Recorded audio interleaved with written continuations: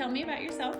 Well, I'm 8 and I go to North Idaho STEM Charter Academy and I'm in 2nd grade.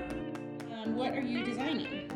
Well, as you can see here, I'm designing glasses for my American Girl doll, and I'm designing them because I have glasses and I want my American Girl doll to match me. When you're finished with the design, what do you plan to do with it? Well, when I'm finished with the design, I plan to put it on my American Girl doll and then she'll match me. Oh, you're gonna 3D print the glasses? Yes, I will. So right here's the front, so we bended it up so it could fit on her nose. Mm-hmm. And then we have the 2 holes. And then down here, so we had this, and then we like bended it so it's like thinner right here and thicker right here. Same thing on the other side. And then we curved it right here. Okay, well let's print it out. Okay.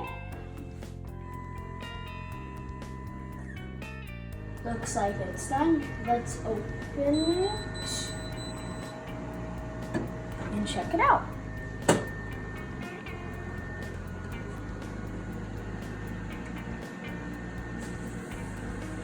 Oh my gosh, they look good. Let's try them out. They look good.